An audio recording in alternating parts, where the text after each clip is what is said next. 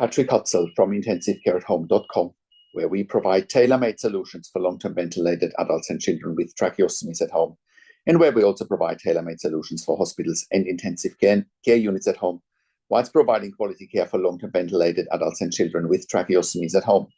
We also provide care to otherwise medically complex adults and children at home, including home BIPAP, home CPAP, home tracheostomy care when adults and children are not ventilated, also home TPN, home IV potassium infusions, home IV magnesium infusions, as well as IV antibiotics at home. We also provide port management, central line management, PICC line management, Hickman's line management, as well as palliative care at home, and also including ventilation weaning. We are also providing our critical care nurses for home care to avoid emergency department readmissions. So besides keeping ICU beds empty, we also keep emergency department beds empty by sending our critical care nurses into the home for PICC tube changes, nasogastric tube changes, tracheostomy tube changes, catheter changes. Even we've changed casts at home and other things to keep emergency departments empty. Today I have an email from James who says, "Hi Patrik, my mom is currently in ICU and she has been there for 46 days.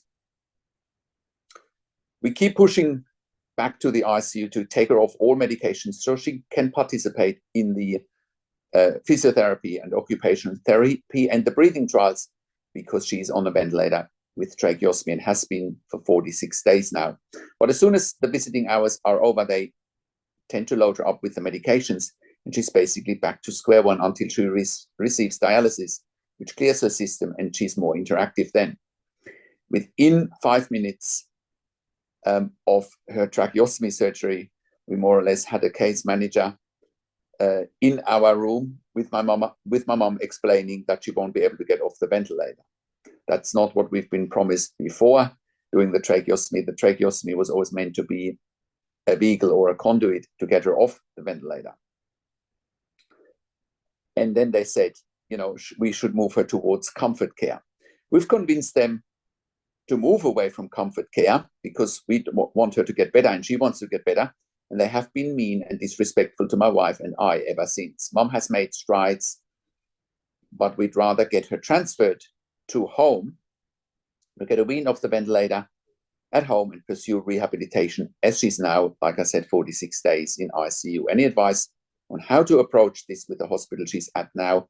We still only seem to be able to deal with the nursing staff and the doctors only do their roundings early in the morning. If we do catch them to ask questions, it's by accident as they didn't see us sitting in the corner of Mum's room and then they try to quickly leave before we can engage them." From James. James, thank you so much for explaining your situation, your mom's situation in so much detail.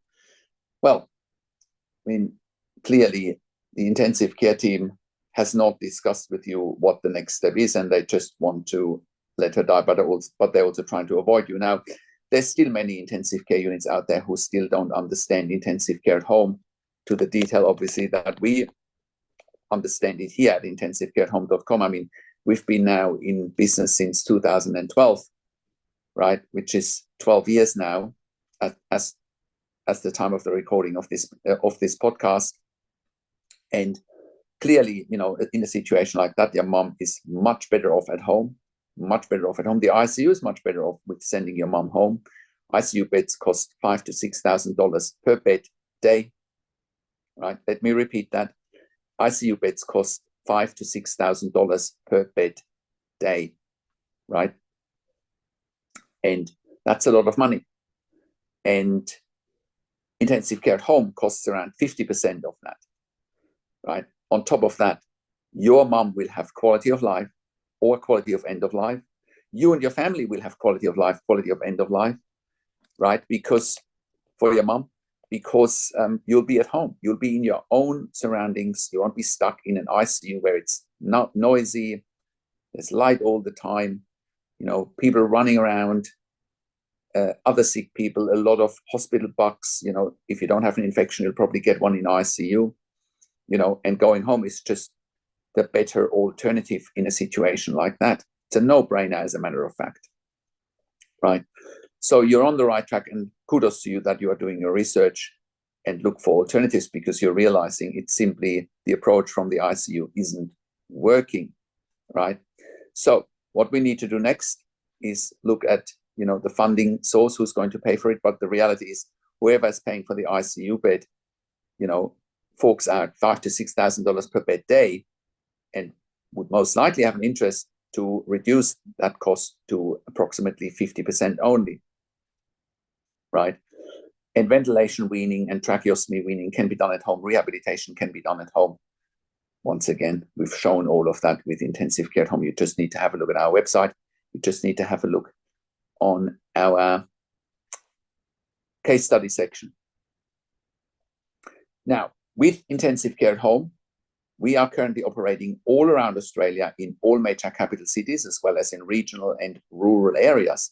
We are an NDIS-approved service provider all around Australia. We are a TAC-approved and WorkSafe-approved service provider in Victoria, iCare in New South Wales, NIISU in Queensland, as well as the Department of Veteran Affairs approved service provider all around Australia. We have also received funding through public hospitals, departments of health, as well as private health funds.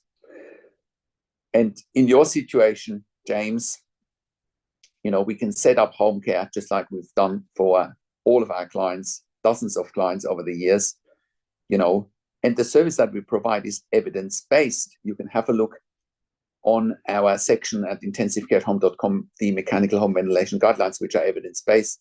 All of our staff have a minimum of 2 years critical care nursing experience. As a matter of fact, we're employing hundreds of years of critical care nursing experience in the community, and I think it's unmatched by any other service provider.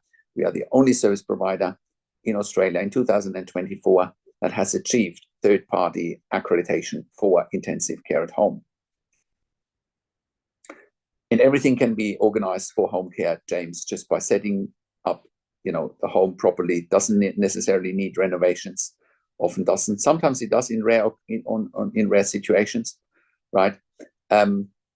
Furthermore, we help you create a team, or we help create the team of nurses, the right nurses for home care. You will see a very different approach at home compared to a hospital environment. So, and like I mentioned, we're also sending our critical care nurses into the home or into residential aged care to keep emergency departments empty and avoid emergency department presentations. We have done that successfully in the past for the Western Sydney Local Area Health District, the In Touch program there. And if you're at home already and you're ventilated with a tracheostomy, or if you're ventilated on BiPAP, CPAP, or you have a tracheostomy, you're not ventilated, and you realize you need more help and you need intensive care nurses instead of other supports, you're actually on the right track, because people have died at home on ventilation, tracheostomy, even without ventilation and tracheostomy, because they've been looked after by support workers or by family members, and that's not evidence-based, right? And that is really, really dangerous. So we know of many cases that have died at home because they didn't have the intensive care nurse for a tracheostomy. At the end of the day, it's an unstable airway, and if patients go back to hospital, they often go back into ICU, right? So the same level of care is needed at home. And once again, that's evidence-based. Have a look at our section, the mechanical home ventilation guidelines. We are also providing level 2 and level 3 NDIS support coordination. If you want to know more about our level 2 and level 3 NDIS support coordination, please reach out to us as well. I've actually done an interview with Amanda, our NDIS support coordinator, and I will link below it in this video. If you're an NDIS support coordinator working for another organization and you're looking for nursing care for your participants, please reach out to us as well. We're also providing NDIS specialist nursing assessments, and we're providing nursing assessments for any other funding body or organization if you need them, especially when it comes to very complex ventilated and tracheostomy clients in the community or in ICU and in hospitals. And if you're an NDIS support coordinator struggling with getting nursing care for your participants, please reach out to us as well. Once again, we have been successfully involved in the advocacy for our clients for nursing care at home from day one. That also is applicable if you're a family member or a patient who can't get nursing care through the NDIS. Please reach out to us. And if you are a critical care nurse and you're looking for a career change, we want to hear from you as well. If you have worked in critical care for a minimum of 2 years and you ideally have completed a postgraduate critical care nursing qualification, we want to hear from you. We currently have jobs in Sydney, Melbourne, Brisbane, Albury, Wodonga, Bendigo, as well as in Warragul in Victoria. We want to hear from you. And also in Brisbane. Please keep in mind we're looking for critical care nurses that want to complement our team. We want to hire staff that give us regular availabilities, because that is what our clients want. Our clients want regular staff. That's why we can provide a tailor-made solution for our clients and their families, and that is what we are providing. And if you're an intensive care specialist or ICU consultant and you want to be part of our exciting mission and journey, we're currently expanding our medical team as well, and we want to hear from you. And if you are working in ICU as an ICU consultant, intensive care specialist, we can help you empty your ICU beds with long-term patients, and they are much better off at home. And your ICU is much better off with having them at home and staying at home. And if you're a hospital executive watching this, we also want to hear from you, because once again, we can help you eliminate bed blocks in ICU, ED, respiratory wards. Once again, our website is intensivecareathome.com. Call us on one of the numbers on the top of our website, or send us an email to info@intensivecareathome.com. If you're in the US or in the UK or in Canada, please reach out to us. We can help you there privately. And if you like my YouTube videos, subscribe to my YouTube channel for regular updates for families with intensive care at home. Click the like button, click the notification bell, comment below what you want to see next, what questions and insights you have from this video, and share the video with your friends and families. I also do a weekly YouTube live where I answer your questions live on a show, and you get notification for the YouTube live if you're a subscriber to my YouTube channel or a subscriber to our email newsletter at intensivecareathome.com. Go there and subscribe now. Thank you so much for watching. This is Patrik Hutzel from intensivecareathome.com, and I will talk to you in a few days. Take care for now.